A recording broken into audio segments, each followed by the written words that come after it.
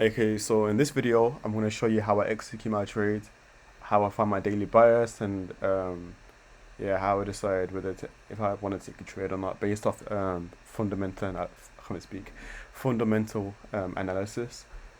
So if I jump onto FX replay here, I know this is like completely different to the live markets, but this is just for this example. So we have market open ATM here. We jump on the hourly time frame. We determine if we're bullish or bearish. So we broke structure to the downside from this low right here, and we broke structure to the downside again from this low right here. So I already know for the day I'm only looking for sells. I'm not looking for any buyers whatsoever. I don't care if we're in some hourly fair value gap. I don't care about that. All I care about is what price is telling me right now, like for my trade during London session. So now that we got that out of the way, we jump onto the 15-minute. So we mark our 50-minute highs. So we have a high right here. I'm just gonna change this to like so we have a high right here, which I do believe price is gonna draw to. Okay, we don't. We draw to the low. Perfectly fine. Now we get to the high. We jump onto the 1 minute.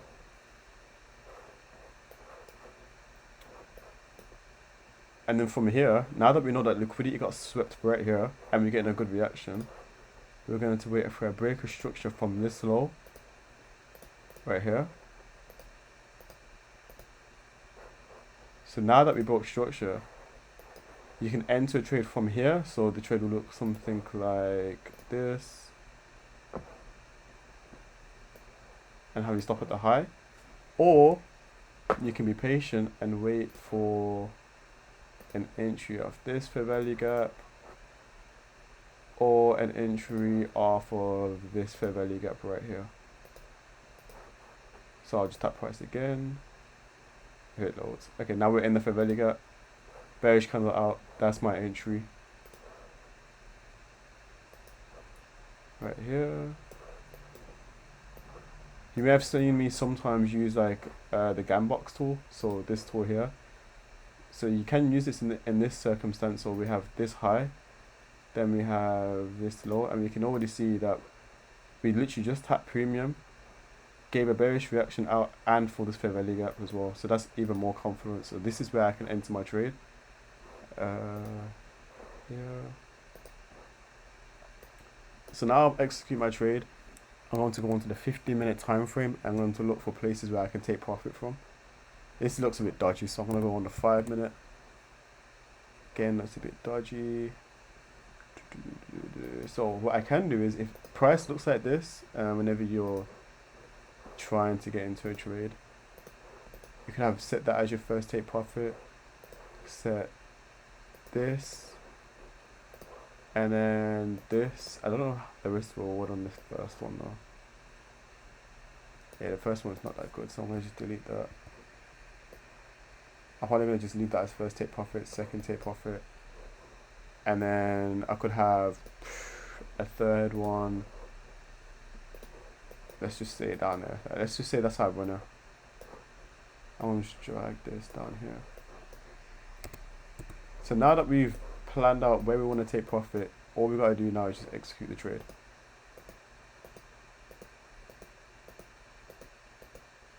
As you can see, first take profit here. This is where we take out half of our position. This will look completely different on MetaTrader, but we'll take out half. Stop loss to break even. And now the rest of the trade is literally basically risk free now. Like the rest of this is just extra money. I don't care what happens after first take profit. Okay, cool. Stopped out. Still a good trade. We'll hit first take profit and get stopped out at TP1. I can do this again. On the 15. Okay, cool.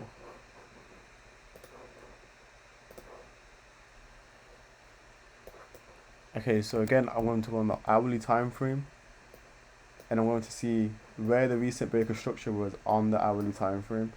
And as you can see, we were bearish from here because we closed below this low. So I already know that today I'm looking for sells again. So again, I jump onto the 15-minute time frame. right here. And of course, before you enter in trades, you need to be looking on Forex Factory. So there is the 20th of April. So can we see any news? We have news at 1:15. We can trade that. Anyway, German flash PMI. We're not trading that on the next day. So we already know Thursday we can trade. So we're gonna do the exact same thing again. So we have this high up here. We have this high up here as well, and then we have another one right up here. And of course we have more up here, but I'm not gonna mark that until, obviously, if these push straight through, then I'll just mark these. But I like to keep my chart very clean. So I'm just gonna tap it on the 15-minute time frame.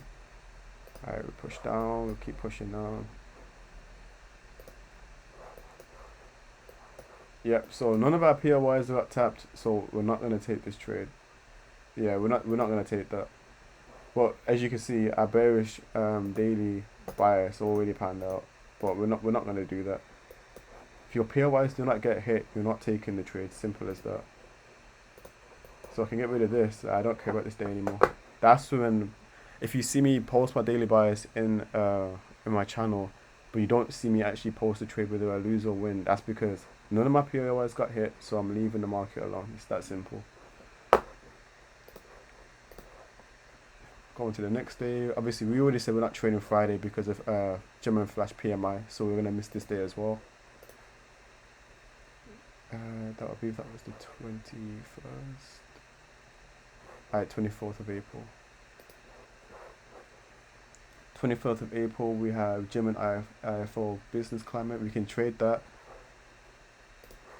We just gotta bear in mind that that's at 9 AM. So if we get like a late entry, we're not taking that either.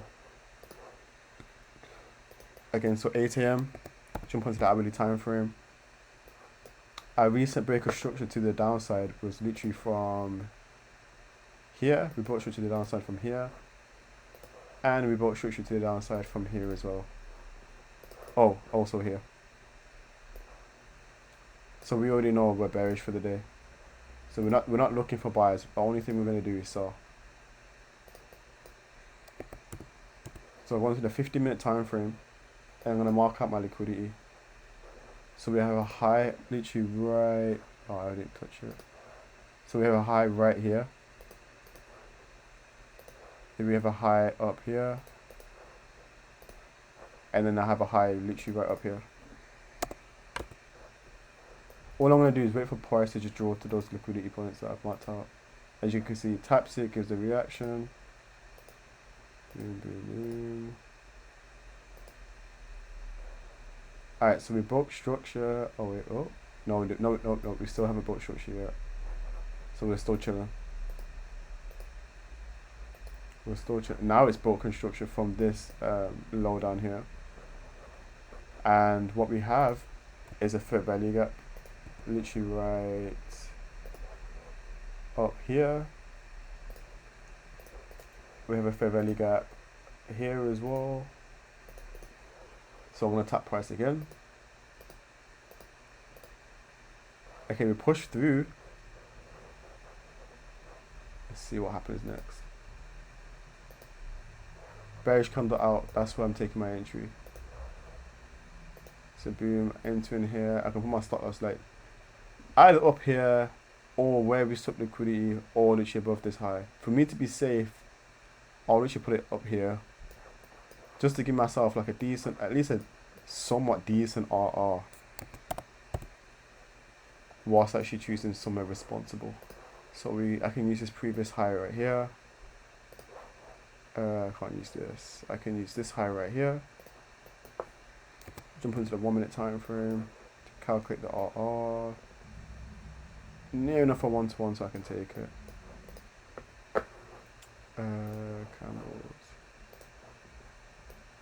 So remember, our entry confirmations was the breaker structure was from here,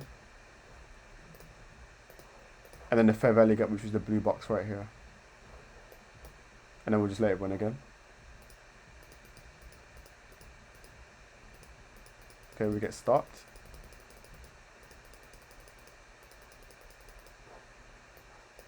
Clean.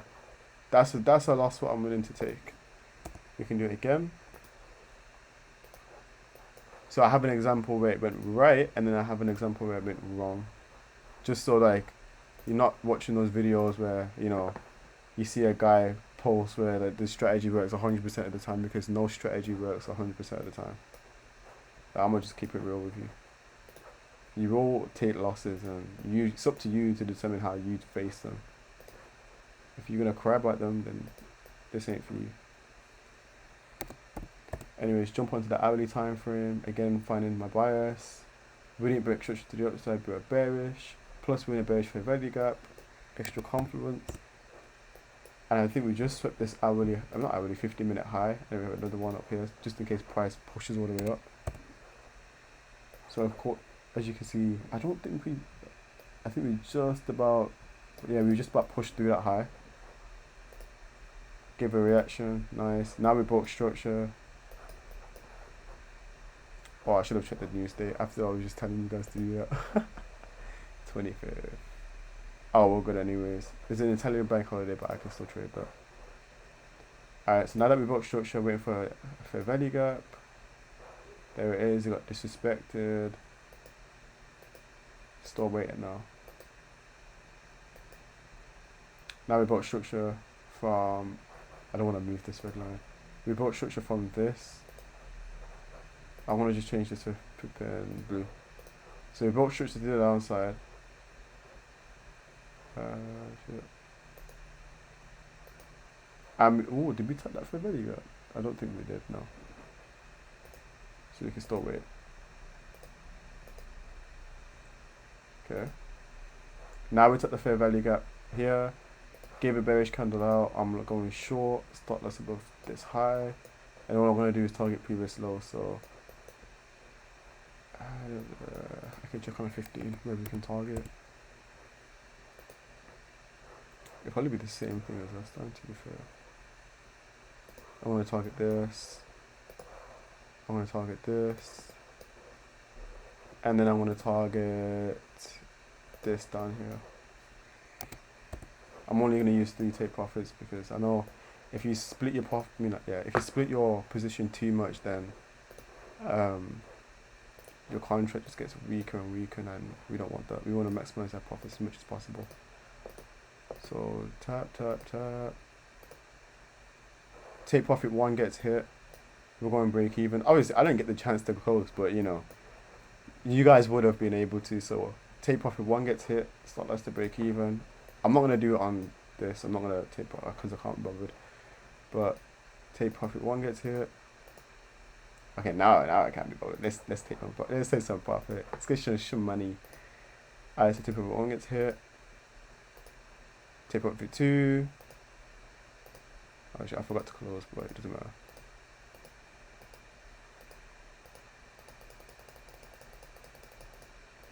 And then what happens? Let's see. Okay, we're just chopping around. Damn. I know it wants to fall. Like, yo, just do it. There we go. Different 2 and 3 gets hit, and that's where we're going to close all of our position, and then boom. That's it. So that's 3 live examples, not live examples, but that's 3 examples where you could use this strategy. And I showed you where it works, and I've showed you where it doesn't work. And you need to be well aware that this strategy does not work 100% of the time, but it's not based on your risk to reward, but it's based on your win rate. So if you've obviously done everything correctly, your win rate should be decently high, like around like 65% plus. But your RR will be like from 1 to 1 plus. That's the only thing. And if you're happy with that, then this strategy is for you. If not, then it's not. Well, thanks for watching.